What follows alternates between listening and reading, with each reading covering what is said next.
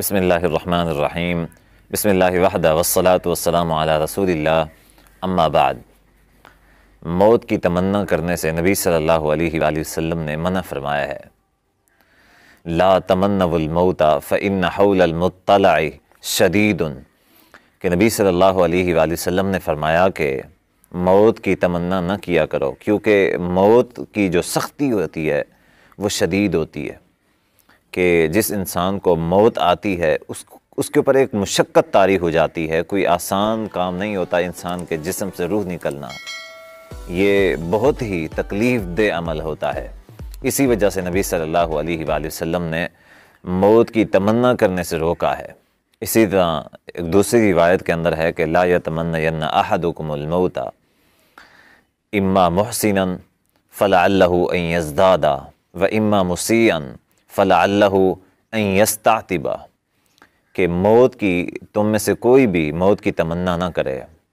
اگر وہ نیک ہے تو امید ہے کہ وہ اگر زندہ رہے گا تو اس کی نیکیوں میں اضافہ ہوگا، اور اگر گناہ گار ہے تو امید ہے کہ وہ شخص گناہوں سے توبہ کر لے گا۔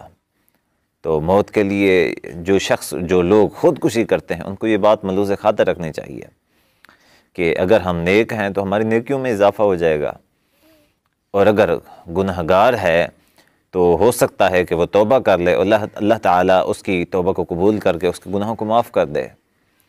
حضرت خباب بن ارت رضی اللہ تعالیٰ فرماتے ہیں کہ نبی صلی اللہ علیہ وآلہ وسلم نے ہمیں موت سے منع کیا ہے، موت کی تمنا سے روکا ہے، وگرنہ ہم موت مانگتے۔ اس کی وجہ کیا تھی کہ صحابی رسول صلی اللہ علیہ وآلہ وسلم فرماتے ہیں کہ ہم ان کی تیمارداری کے لیے تشریف لے گئے، پیٹ کے اوپر 14 داغ، 14 جو تھے نشان لگے ہوئے تھے، کس کے؟ گرم لوہے کے پیٹ کے اوپر 14 نشان تھے ان کے، اور انتہائی سخت اور گہرے زخم تھے۔ تو انہوں نے یہ فرمایا کہ اگر نبی صلی اللہ علیہ وآلہ وسلم نے ہمیں منع نہ کیا ہوتا تو ہم موت کی دعا کرتے۔ ہاں، اگر کوئی شخص زندگی سے تنگ ہے تو اسے چاہیے کہ وہ موت نہ مانگے، بلکہ یہ دعا کرے جو اللہ کے نبی صلی اللہ علیہ وآلہ وسلم نے سکھائی ہے، اللہم احینی ما کانت الحیات خیرا لی وتوفنی ما کانت الوفات خیرا لی، کہ اے اللہ اگر میرا جینا بہتر ہے تو مجھے زندہ رکھ اور مجھے اچھی زندگی دے، وتوفنی ما کانت الوفات خیرا لی، اے اللہ اگر میرا مر جانا بہتر ہے تو مجھے اچھی موت دے دے۔ تو یہ چیز ہے، یہ دعا نبی صلی اللہ علیہ وآلہ وسلم نے سکھائی ہے۔ ادروائز کوئی شخص خودکشی تو دور کی بات ہے، موت کی دعا یا موت کی تمنا بھی نہیں کر سکتا، یہ بھی جائز نہیں ہے، اس سے بھی منع کیا گیا ہے۔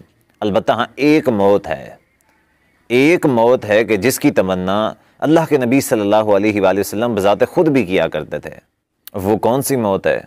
نبی صلی اللہ علیہ وسلم فرماتے ہیں والذی نفسی بیدہ لوددت ان اقتل فی سبیل اللہ، میں جس کے قبضہ قدرت کے اندر میری جان ہے اس کی قسم ہے، میرا دل چاہتا ہے کہ میں اللہ کے راستے کے اندر شہید ہو جاؤں، ثم احیا ثم اقتل ثم احیا ثم اقتل ثم احیا ثم اقتل، پھر زندہ کیا جاؤں، پھر اللہ کے راستے میں شہید کیا جاؤں۔